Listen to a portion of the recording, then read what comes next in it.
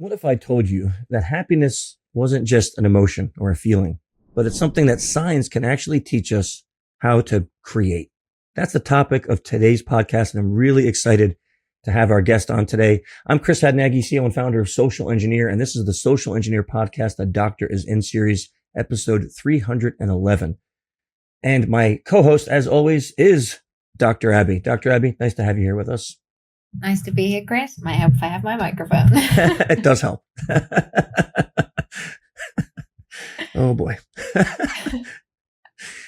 You want to say who you are? You want to just move on from that?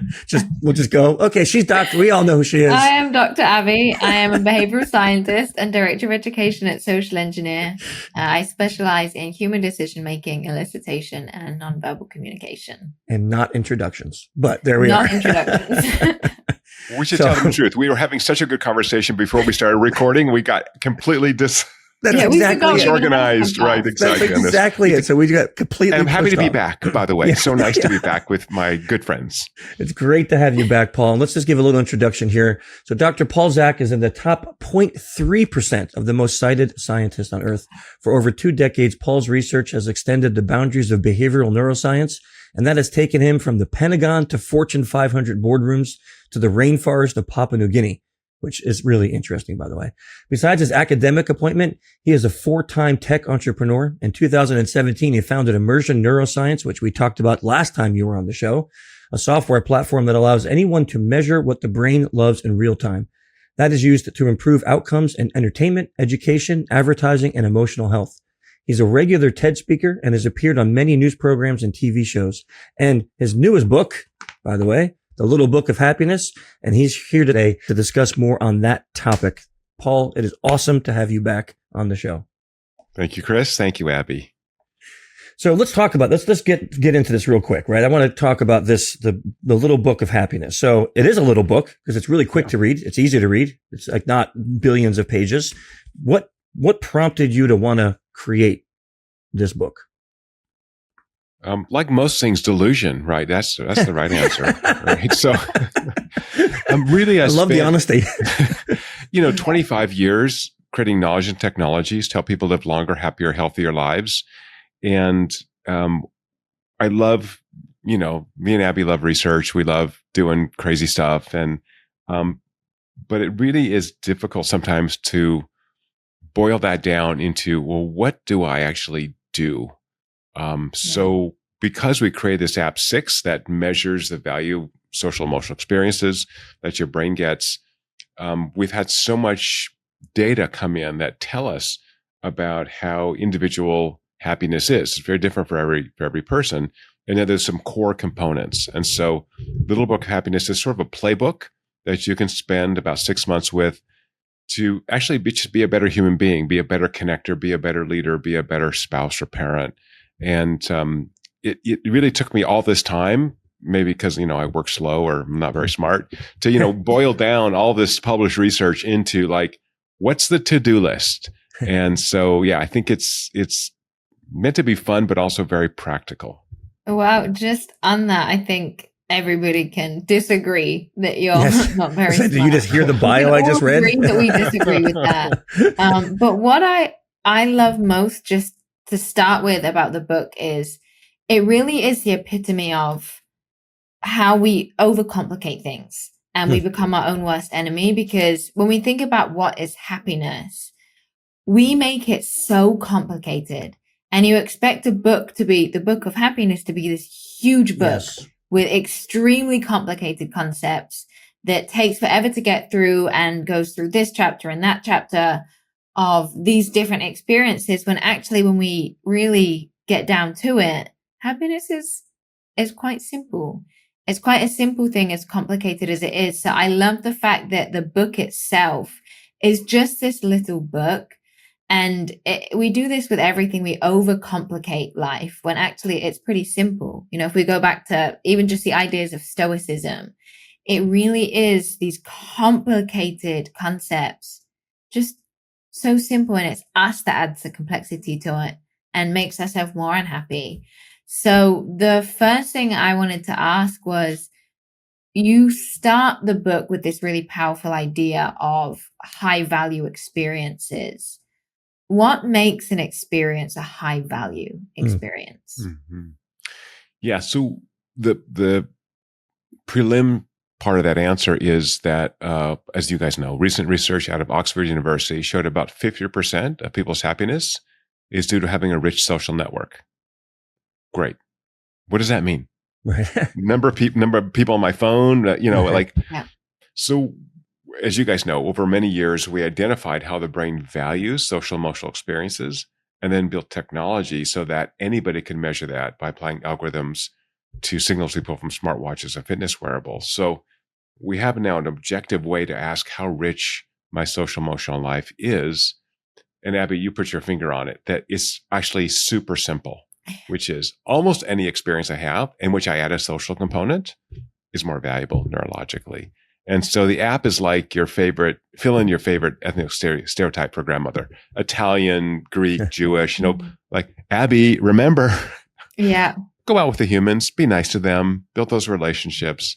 And so by having things you can do and a way to measure whether you actually are having these key moments of happiness, I think it makes it really concrete about how to build up your life for greater happiness. As you guys both know, the brain's so adaptive, right? Once I become a better social creature, once I'm investing in relationships, then my brain adapts to that and it just becomes easier. Yep. Yeah. And, I said before about it's kind of like the ideas of Stoicism that are really simple. And you incorporate modern philosophy and neuroscience. So it's kind of like a neuroscience version of Stoicism, but it's grounded in our biology. What gave you the inspiration to connect the two? Because you didn't just go into the science of it, you went into the philosophy of it too. So what was the motivating factor there to connect the two? Yeah, that's a good question. I guess I've always tried to connect those two because I think the philosophy gives you the reasons and the neuroscience gives you the very, clear, actionable way to do it. And so if I have one without the other, then I just have I have a recipe, but I don't really know what the heck I'm doing. And to me, if I have the philosophy, then it's too much breath and not enough kind of on the ground action. As you said that, I was thinking the book is almost the existentialist. Well, that was hard to say with the anti, right? I think of Sartre and hell is other people. But what we really find is that as anatomically social creatures, for most of us, other people are what bring us value. So, I might hike up a mountain tomorrow morning and watch the sunrise. Could be a real high value moment, really awe-inspiring. But Abbie, if you and I walked up that mountain together, it'd be so much more fun, right? We'd be talking, we're like, oh my God, look at the sunrise, it's orange, So it's kind of that reminder, that like in that little nudging that we actually need to connect. And I think now more than ever in the post-COVID world, where so many people are working at home or working hybridly, and we kind of especially young people, got used to just kind of being isolated and having everything online. Online's okay. We've shown you get between 50 and 80% of the neurologic immersion online as in person. But after this, I have a lunch with my dear friend who I don't see very often. I'm like, oh, it's going to be a great day. We get to hang out with Kurt. He's an awesome dude. And it's going to be the highlight of my day for sure. And I think this is so perfectly timed too in society, because I write about in my first book, Work in Progress, about a lot of really toxic notions we have of empowerment. And a lot of the notions that we're fed now in the media is this independence. But where independence is really important, we're kind of pushing hyper independence, especially on women, of you don't need anyone. You can do it all yourself. And it is great to be able to do things yourself and travel alone and that kind of thing. But especially on social media now, there is such a push to be independent and not to need anyone and to be able to do it all alone. And it does lead us into this really difficult space where we've moved from independence into hyper independence, and it goes against our social nature. So a book like this is so important right now to remind us of it's great to be able to do things on your own, but it's also really okay to need people and want those experiences. Like I've traveled alone. And the reason I don't like to now is because if you have a great experience, I feel like I lose a lot of the experience by being alone because there's no one to share it with.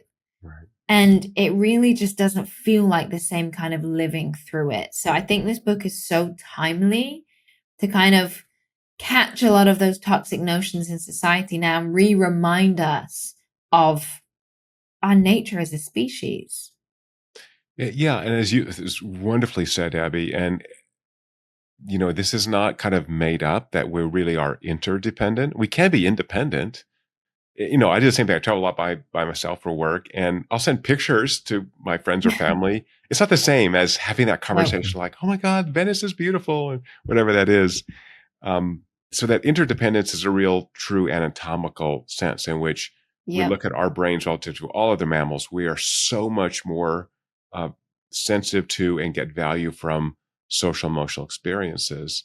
And so by having that little reminder of what those high value moments are, then we are in this world where we're reminded to reach out a little more, to spend a little more time investing in relationships, which I think when we're young is harder. I think we're so, especially career focused. I'm building my career and I have some people around me, but now as you get older, you're like, oh, those relationships are amazing. I was at one of my best friends just got married at 52 for the first time in Las Vegas. Oh. Great wedding. This guy's one of my best friends. And I just toast. I'm like, his name is Sean. I'm like, Sean, I love you. You're the best human I've ever known. Like, I don't mind saying that at my age. It's not weird when you get old enough to tell your guy friends you love them. Like, I do anything with this guy. He's just the best. And he knows that, like, I will come to your wedding. I will come to hopefully they have kids, birthday of their kids. They want to have kids. Like, I'll be there. You just ask. Don't even ask. I'm just going to show up. Like, And in fact, I told Ace about a new house. I'm like, how many rooms do you have? He goes, oh, we have 5. I'm like, all right, I'll be up in a month. Yeah. Just block one out for me. I'll sleep on the floor. I don't really care. I just want to see you, right? It's about the relationship. Yeah.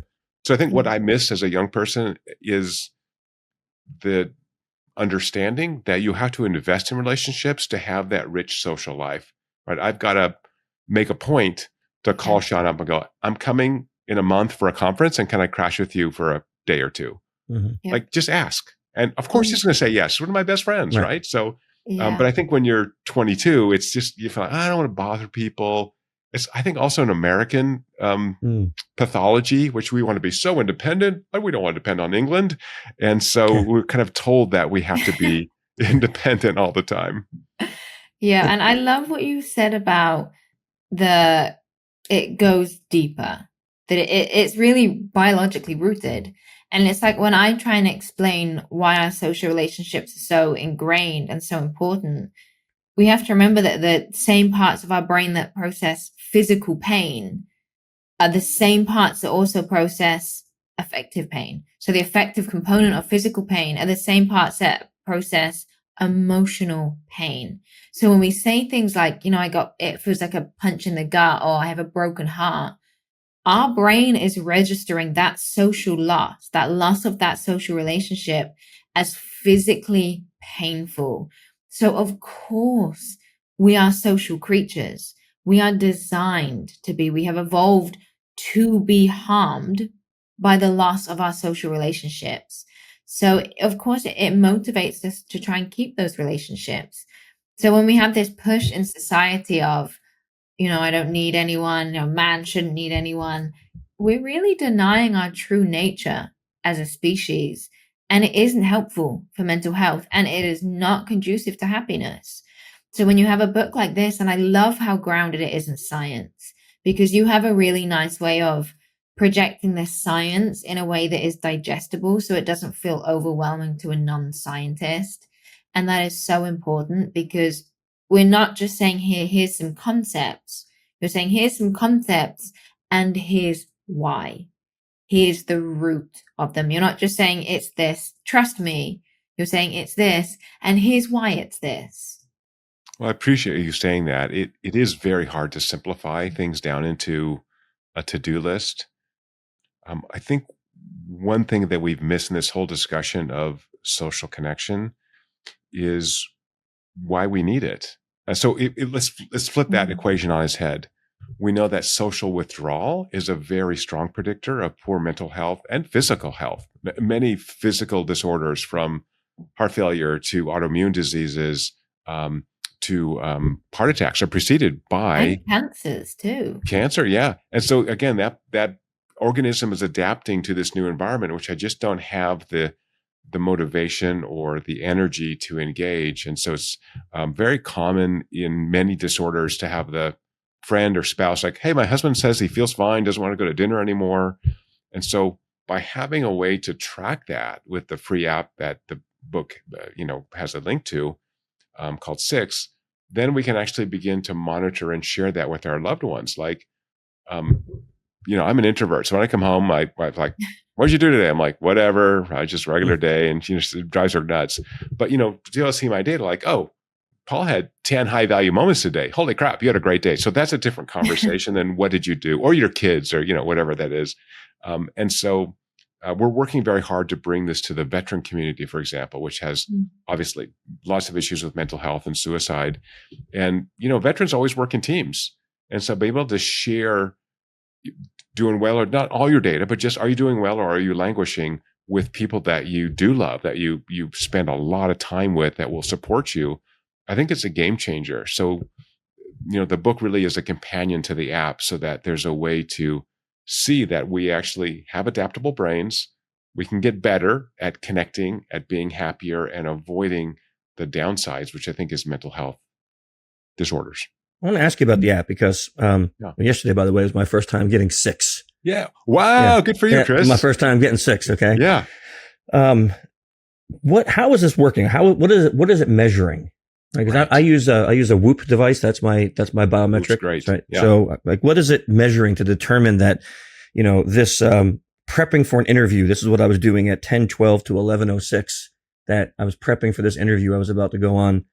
Why did that make such a high value in my life? Because you love me, obviously. Okay. I love it. It's simple. So what we identified over 20 years of research was how the brain values social emotional experiences.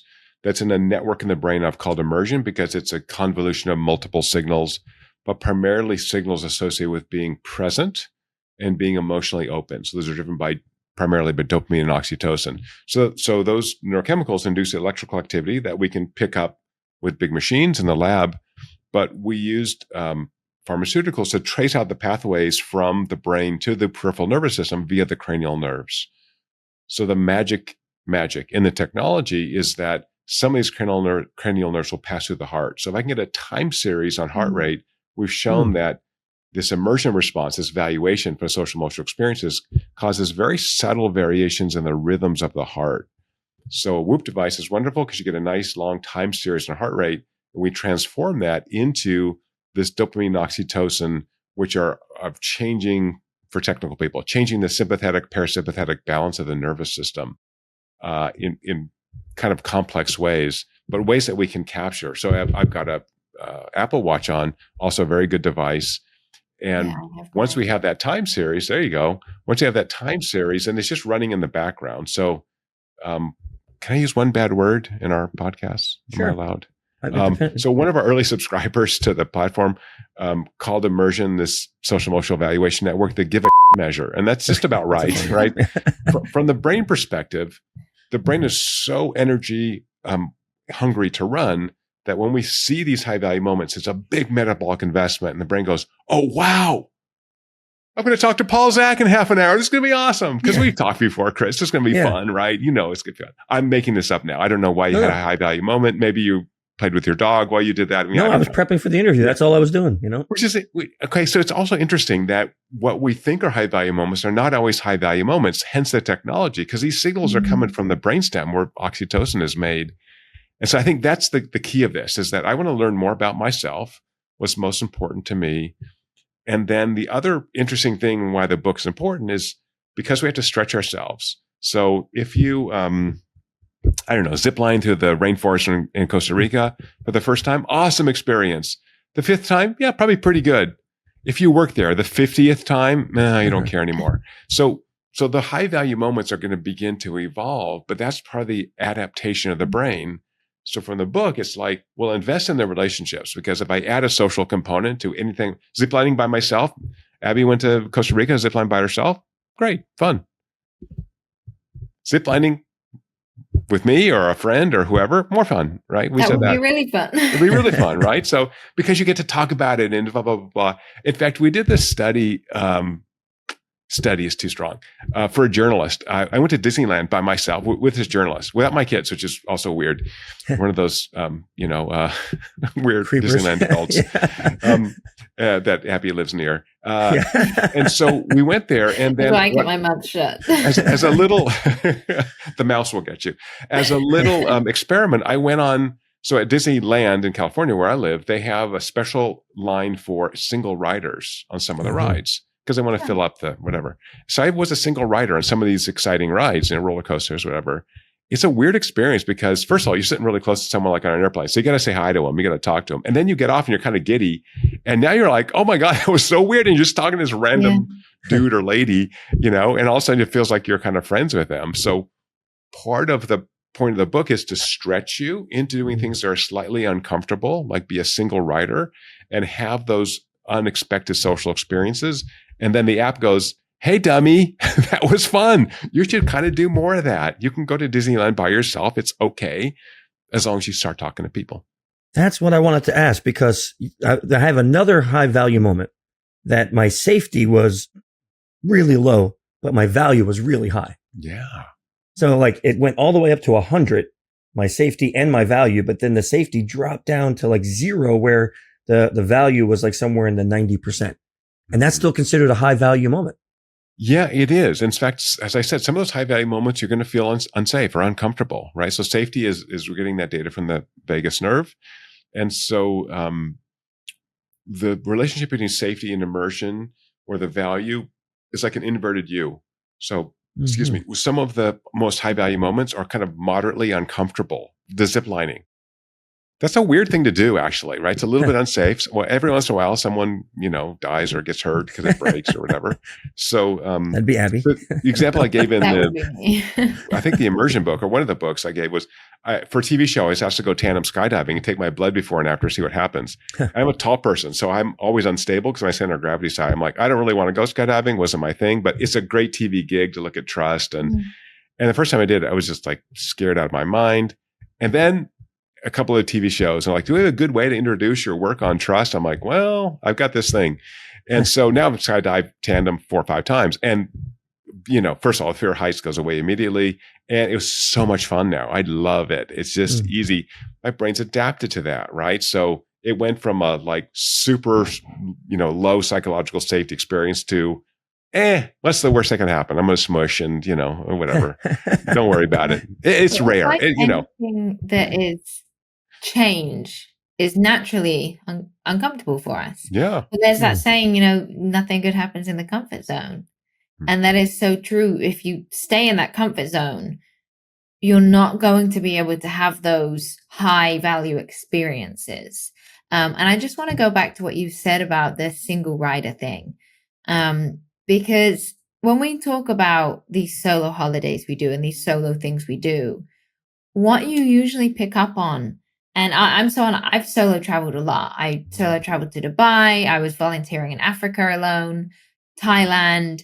And when you think about those solo experiences and we talk about how amazing they are, I guarantee most of the time they were amazing because of the people you met along the way.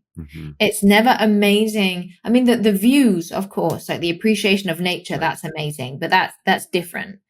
The actual experience of itself, when we talk about I did these things, usually those moments we hold on to of having that lasting impact are, I met this great couple, or I met these individuals and they showed me something of their culture, or I saw this group and we got to talking. And those are the things that we cling to. So it's not even a solo experience, but it's like you said, sometimes have those solo experiences to have social experiences, but new social experiences.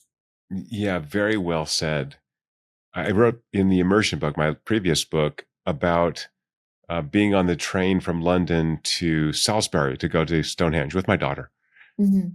She was like 15. So it's a couple hour train ride. You got to waste time, right? And Stonehenge is extremely disappointing. Completely disappointing. Yeah, absolutely. Salisbury's wonderful.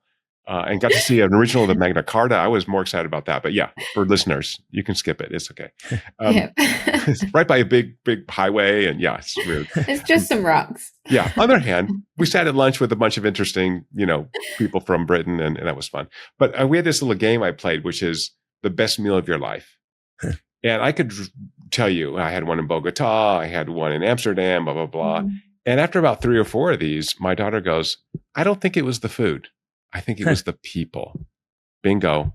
That's a smart kid. So luckily she got my wife's DNA. And so, it's certainly the place is important, and that new setting stretches us, as you said, Abbie, but also it's who I was there with. And I was there for some weird conference or some weird training or whatever. So what I've tried to do now is, when I have those trips, don't be shy about inviting a friend to come along.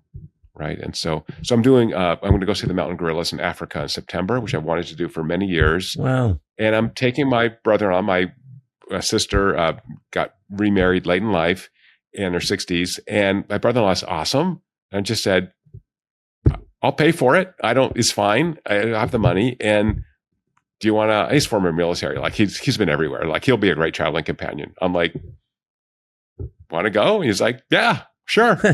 It's going to be awesome. It's going to be weird. Yeah. But I could have gone by myself. It just wouldn't be the same. The nice thing about by yourself, though, traveling, Abbie, though, is you're forced. You really need that social connection. So also now you start talking to rando people that if you had your friend with you, you may not talk to them.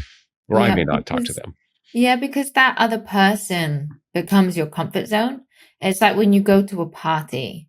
Not that I really go to parties, but I remember the time when I would party and I would bring a person that I knew, and often you find yourself just with that person, right? And you don't really experience the party because you're just like, oh, you can't leave and talk to someone else because I don't know anyone here. But if that person isn't there, you're right, you're forced to. And that's when things often get so much better.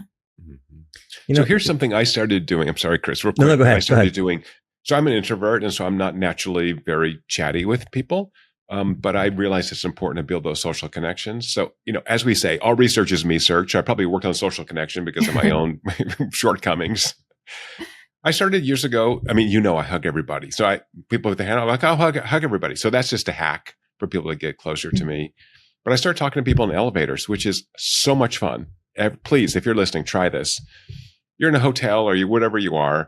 And so, there's some reason. First of all, you're in a freaking box with another person. Don't pretend like no one's there. It's just weird. And so I'll say, hi, where are you coming in from? Oh, yeah, I'm here from whatever. And you have this wonderful little 20-second or 30-second conversation with somebody that passes the time, which is enjoyable. And about half the people, though, also kind of freak out, which also makes me happy in some weird way. They're like, why are you talking to me? I'm like, because you're standing next to me. That's why I'm talking to you. What's wrong?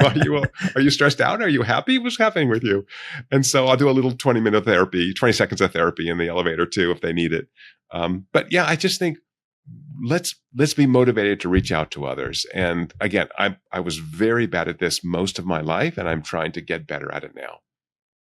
Yeah, and I love the cultural aspect too. When you go and speak to new people, especially when you're traveling, because even just me as a Brit coming into this country, the Brits aren't known for being the most welcoming people, and we kind of keep to ourselves. Shocking. So when you said about speaking in an elevator, I think every British listener is just crawled in their skin, because for us, social convention is there are certain places where social communication doesn't occur. And that is one of those places. And there has actually been studies done on elevators of if you look at someone, it creates a lot of tension, just eye contact. And that's why we tend to pretend someone isn't there, because the proximity is really close. So we have to compensate by removing another social characteristic, which is the eye contact, and we direct it somewhere else just to create some comfort. Makes sense. So this idea of breaking it feels so uncomfortable, but you're right, when you do and you get a good response, they're the things that stick. And coming here in this country, I remember Chris had a conversation with me early on, and he said, everybody thinks that you hate them. And you said that when people were like, Abbie hates me, you were like, no, she's just British. And it took me some time to adjust, because I love everyone here, but the way that I tell our was. private conversations, Abbie. This is not a valuable moment right now. Is this where we give our therapy, Chris? We tell all our secrets on this podcast. Because for me, the way that I would show liking is very different. And I had to adjust and adapt. And I would say now when I go back to the UK, I'm very different the way that I interact with people. And I'm a hugger now. And it took me a really long time to get to that point. And anyone knew me when I moved to this country would be like, Abbie won't touch you. If you try and shake her hand, she'll even be uncomfortable with it. So being around this culture that is more friendly, I have adapted to it. And I think that is such an important part when we talk about having these social relationships and building new bonds, seeking out different kinds of cultures when you do so, especially when traveling. Because again, when we travel, I know it's a very British thing to do, and I assume it's probably an American thing to do too. We seek our own cultural comforts in a different culture. Like we stay in the hotel, or we look for, where is a Burger King or a McDonald's, and you're in Thailand. So going out and really seeking to be involved in their culture and learn from those experiences, I think is so important, especially to happiness too. So we don't get locked into our own way of thinking. I think that's funny to hear you say that, because for my family, at least, since my kids were little, when we travel, we do the opposite.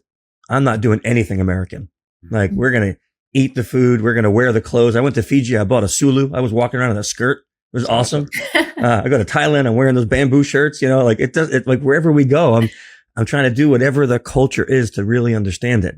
But I was thinking about what you were saying before, Paul, and it's interesting. Now at this part of my life, I have this friend group that, there's 6 of us. They bring the fun no matter where we go. They get everybody involved in everything.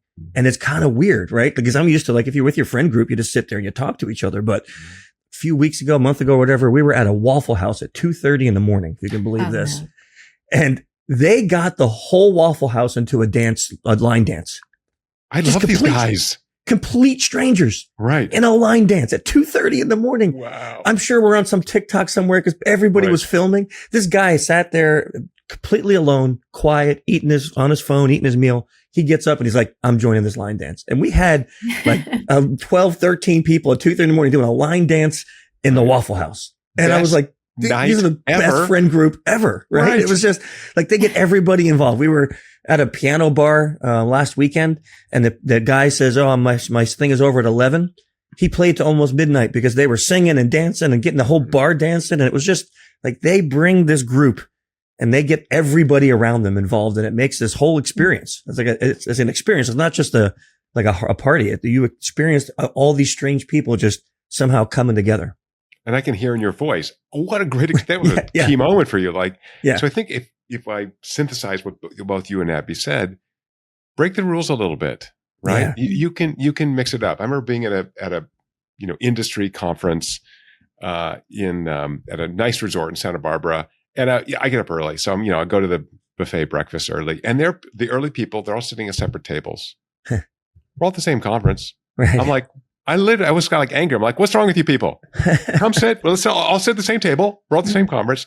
One lady refused to, which is weird. And everyone else sat together and they all chatted and they had a nice time. So yeah, I want to be like your friends. I want to just not be shy to be the ringleader and go, come on, you guys, let's go have some fun. Yeah, I'm learning to do that, but they're getting it. They're getting it. Well, having friends do it is even better. Let them do it. I know. Yeah, they're amazing. They really are. They're amazing. Just hang with them. But I think that's another key takeaway neurologically, is that we do absorb the energy, the happiness or sadness of the people around us. And so by having an app that's automatically telling you, hey, these people, when you're around these people, freaking awesome. You're having the best time ever. And when you're around some other people, not so much, or doing this activity, not so much. And so by having that information about your unconscious emotional state, you can make better decisions. And so we do know that people who are neurotic and anxious tend to share that with others. And so, they may be in your family, you have to be around them, but it's just not pleasant. But the book is about being a happier person, which draws people towards you. So just like your friends, Chris, like whoever those guys are, they're awesome because they're just bringing everyone in and they're so much fun. I'm trying to be one of those people. And the book is my effort to share that knowledge with others. Like, here's some things you can do. They're like, oh my gosh, you're the best person to be around. I want to hang around with you more often. Well, look at that, Paul. Just as this discussion is happening, I got another key moment. Yeah. So. And I know we're getting close to time, but I think one thing I don't want to forget to mention is when people are going through really difficult experiences, often we isolate and we don't want to bring our problems to other people. And we feel like we're always better to do it alone, especially again in modern society where there's that pressure to be so independent. If there's even just one main takeaway you can take from this book, even though there's so many, it's that you don't have to do it alone. That's what I really took from this, of when you bring your problem to someone, you don't bring it like, hey, come and dwell with me. But when you're struggling, just being around people and seeking that social support, it helps. And it increases happiness. And that's really what we're all after. We're just after living a happy life. So we don't have to suffer alone. I think that's so beautifully said. I'm just going to steal that for every other podcast I do, Abbie. It's just perfect. Okay, but you have to quote me. Oh, okay. No, open source. I already trademarked it. Yeah, we're on this journey alone.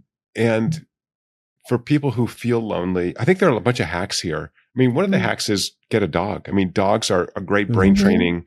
And it just helps you open up that social emotional channel. But also, so I moved last year and I had a dog and I walk my dog twice a day like normal humans. I met all my neighbors within a month because anyone walking with a dog, you want to, oh, your dog's so cute. Can I pet it? And so, think of the book as sort of hacks in a way so that we're not on this journey alone. And if we can do that, talk about the best social engineering you can ever do, which is engineering your life to be a happier, healthier, and longer-lived person. I heard this term recently, play span, which I'm stealing. I want to have a long play span. Play hard at life and just have a great time and then drop off the cliff when I'm, 95. Well, everyone is listening. You got to go pick up this book, The Little Book of Happiness. It is truly phenomenal. Dr. Zak, people who want to know more about this, what you're doing next, where's the best place for them to find out? They can go to our website, which is getimmersion.com, immersion with an I, and the app can get got for free. It's at your6.com, the number 6. And if you're listening to this, you must be awesome. So you can email me. I'll answer any questions they have. You're always an awesome guest to have on. So we just got to keep having you back. I was going to say, we don't like to pick favorites, but we're picking favorites. Yeah. I love you guys. Thank you. I'm going to give you one final compliment. I'm going to tell you one of my introductions into reading books from scientists was Dr. Paul Ekman, because he's a scientist that actually writes where a normal person like me, not like Abbie, can understand. Right? Because I don't read research papers for fun. Right? I'm not a scientist. So when I get Dr. Ekman's books, I can read them and I go, oh, I actually understand this. This is how you write. In every one of your books, it's exactly how you write. You write like Dr. Ekman. You write in a way that the layperson reads it and I actually understand what the heck you're talking about. So I want to thank you for that because it really is a beneficial. Chris. Yeah. Thank you so much. Thanks for coming on the show. I mean, as always, it's great talking to you. Abbie, do we even have a topic? I think we're talking about next month, love at first sight. Oh, we do. Right? Yes. I'm excited for this one. Yeah, that is going to be a great episode. So I'm really looking forward to that one. Sometimes we get suggestions from audience, but other times Abbie just comes up with these, like, we're having a conversation and it'll be some stupid thing one of us says, we're like, that should be a podcast episode. Yeah. And then she finds like 85 research papers, That's our theme now is every time that should be a podcast. Yep. I'm on it. So that's coming out next month. I hope everyone enjoyed this conversation. Stay safe. Go have some happiness. Go have an adventure out there. Until then, see ya.